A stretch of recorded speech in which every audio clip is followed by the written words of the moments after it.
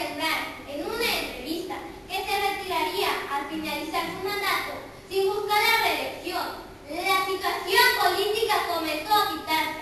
La oposición al gobierno cobró relevancia ante la postura manifestada por Díaz. Al grito de sufragio efectivo, no reelección, Madero se lanza a la lucha con su famoso Plan de San Luis, con el llamado al pueblo a tomar las armas contra el gobierno. La fecha, 20 de noviembre de 1910. Con ello se logra que Díaz deje el poder y se retire exiliado a Francia. Madero presidente, la lucha da un nuevo giro y comienza la revuelta social, en la cual surgen nuevos caudillos que le dan renombre a la causa, las tierras para quien las trabaja, con Emiliano Zapata del Sur y libertad y derechos sociales, con Francisco Villa del Norte, pero ahora en contra de los intereses imperialistas de Estados Unidos, que después del asesinato de Madero imponen en el poder al traidor Victoriano Huerta. La lucha continúa, pero ahora por las causas sociales, una reforma agraria, justicia social y educación. Los protagonistas aumentan. Venustiano Carranza, Álvaro Obregón entran al juego del poder. Acuerdos y desacuerdos. Culmina la lucha armada con la promulgación de la Constitución Política de los Estados Unidos Mexicanos en 1917, la cual es reconocida como una constitución que integra garantías individuales, democracia y sobre todo libertad. Muchas gracias.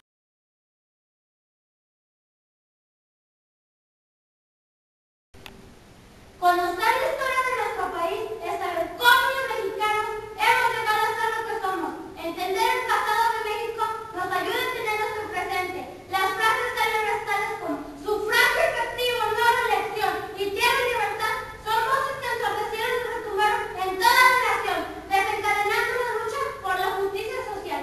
Siendo Madero el pilar decisivo del movimiento armado, junto con Zapata, Villa y un pueblo hambriento, aprendieron a sacudirse la nefasta tiranía que los oprimía. Los caudillos de la revolución no han muerto, trabajan vigilando celosamente su gloriosa revolución.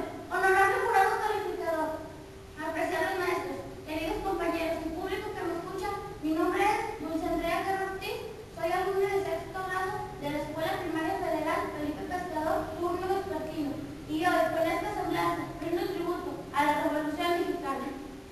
Pero te pregunto, ¿por qué se hizo la Revolución Mexicana? Durante más de 30 años fuimos gobernados por un general que primero luchó contra la reelección y más tarde traicionó los principios e ideologías, convirtiendo a los campos mexicanos en cárceles de tragedia para los campesinos y finalmente a su patria. El general don Porfirio Díaz manifestaba que la patria lo había llevado al progreso, esto basado en el sacrificio del pueblo, que había paz. No, era una paz simulada, pues ya que los soldados mantenían en una ley de temores y miedos para todos los campesinos, poniendo el botín en el cuello y sometiéndolos con su política de mátalos en caliente. Se curaban solo con sobadas o hierbas. Figuras como José Doroteo, conocido mejor como Pancho Villa en el norte, y Emiliano Zapata Salazar en el sur, así como en el sur.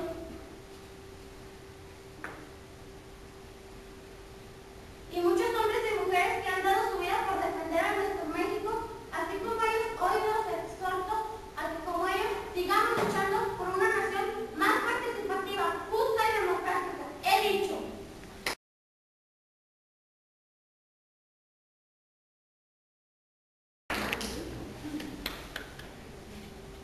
Más vale vivir un día con libertad que 1000 años de esclavitud. Buenos días, miembros del jurado calificador, profesores que nos acompañan, compañeros alumnos y público en general. Permítanme en esta ocasión manifestar mis sentimientos sobre la ya desgastada Revolución Mexicana. No es falta de respeto, no. Quiero simplemente tratarla con confianza, con cotidianidad, con cercanía, con informalidad, sí, con cierta irreverencia, quizá con normalidad. Si tuviera que escribir este episodio, lo escribiría con letras minúsculas para cuestionarla, revisarla y ponerla en duda. ¿A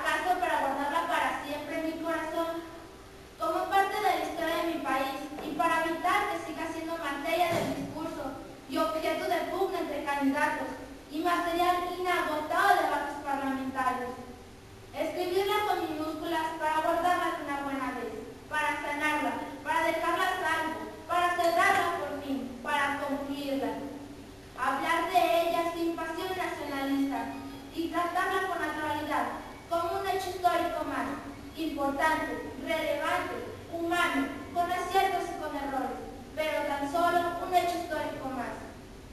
Una revolución que quizá les dice poco a los chicos de hoy, a los mexicanos de la transición y de la alternancia, que tal vez quieran el mismo México justo y de oportunidades que prometió la revolución, pero al que tal vez quieran acceder por el camino de la democracia. Es claro que el uso de esta licencia no será fácil.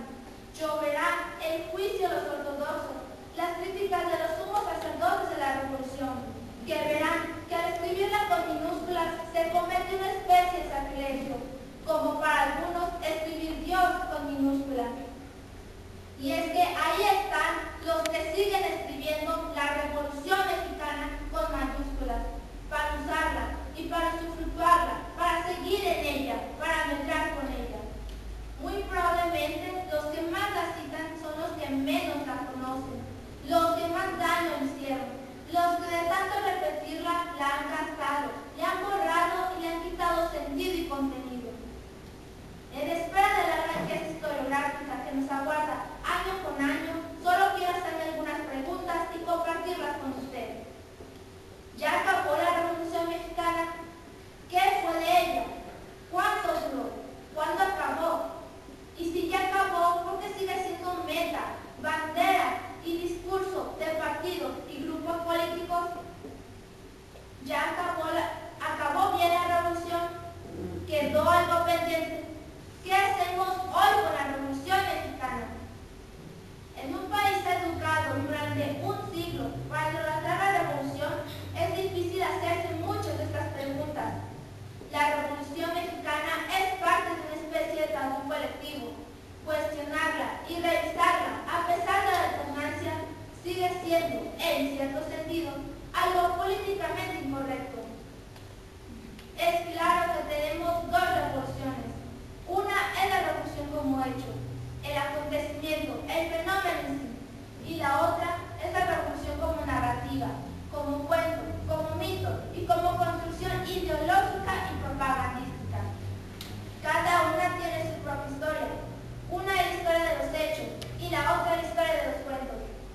Una es la historia de Zapata y la otra es la historia del zapatismo. Por decirlo de alguna forma, una es la historia de Cristo y la otra es la historia de los evangelios. La revolución como proceso histórico claramente terminó. La revolución como narrativa, como mito y como aspiración vive, está ahí y es algo presente. Escribir con minúscula la revolución no la hace pequeña, la hace normal, la hace humana y la convierte en lo que es, un gran episodio y un gran pasaje para todos los mexicanos, he dicho.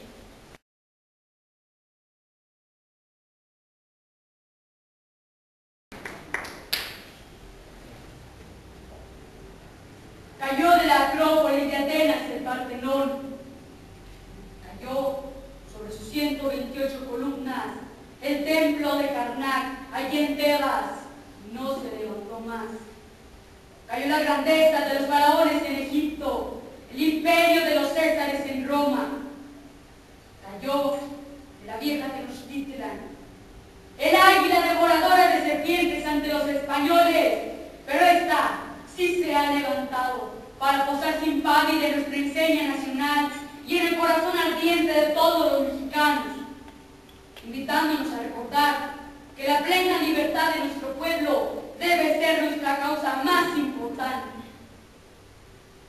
Honorable jurado calificador, maestras y maestros, compañeros, amable público aquí presente, pongo a su amable disposición el tema La Revolución Mexicana. Lo dijo Francisco Zarco Mateo. México puede llevar al conjunto de naciones el fruto de su dolorosa experiencia, la enseñanza de sus inmensos sacrificios, así como también el orgullo de sus victorias. En este contexto se inscribe el movimiento armado de 1910 para el establecimiento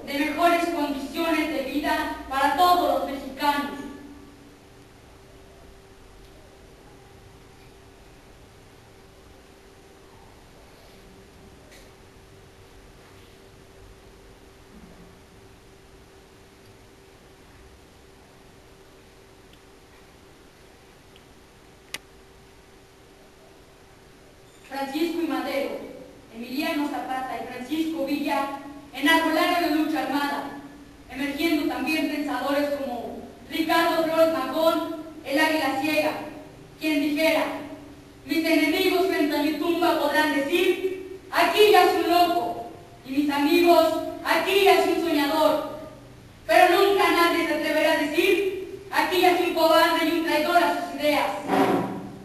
Con la caída del porfiriato se inicia para nuestro país un largo camino hacia su consolidación democrática, esfuerzo que no ha terminado y que las presentes generaciones debemos continuar. Compañeros y compañeras, el legado de nuestra revolución es uno de esfuerzo, de sacrificio y de esperanza por un mejor porvenir. Con las armas de la educación y la cultura, de los valores y los principios universales, renovemos nuestra vocación revolucionaria. Transformemos México, erradiquemos la violencia, la miseria y la ignorancia y hagamos de este país el mejor lugar para vivir. Porque México necesita hombres que le hagan contemplar la tarde sin tristeza.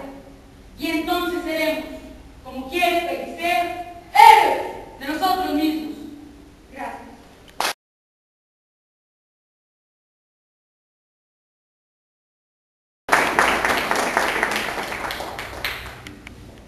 La semilla de la revolución es la represión. Buenos días, honorable jurado calificador, respetables maestros, compañeros, estudiantes y público presente. Mi nombre es Ayante Karina Bustos Parras. Vengo en representación de la Escuela General de Vicente Guerrero y me presento ante ustedes con el tema La Revolución. Con el permiso de todos los presentes, hago uso de la palabra para expresar mi sentir acerca de ciertos acontecimientos que han marcado el rumbo de nuestra nación.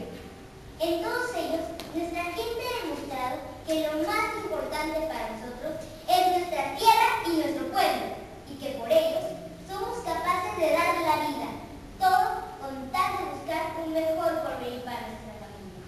¿Quién no busca la forma de darle lo mejor a sus hijos? ¿Quién no desea darles un buen lugar para vivir? ¿Acaso preferirían verlos en la calle, en un pueblo lleno de inseguridad, donde persevera el crimen y el delito, antes que la paz y la justicia? ¿Quién de ustedes no aspira a que todos seamos tratados como iguales, desde el más humilde campesino hasta el más grande empresario? Por eso he venido a recordarles de que somos capaces si todos juntos nos unimos en una sola voz y con un mismo objetivo. Ahora les comentaré de un movimiento de gran importancia que ha llevado a nuestro país a lo que es actualmente. Me refiero a la Revolución Mexicana, la cual fue una lucha por derrocar de la presidencia al general Porfirio Díaz, quien estuvo en el poder por más de 30 años, haciendo uso de una dictadura militar para mantener reprimido al pueblo y llenar de privilegios solo a los ricos. Es aquí donde vemos que tanto vale la pena realmente mejorar la situación económica de nuestro país a nivel internacional.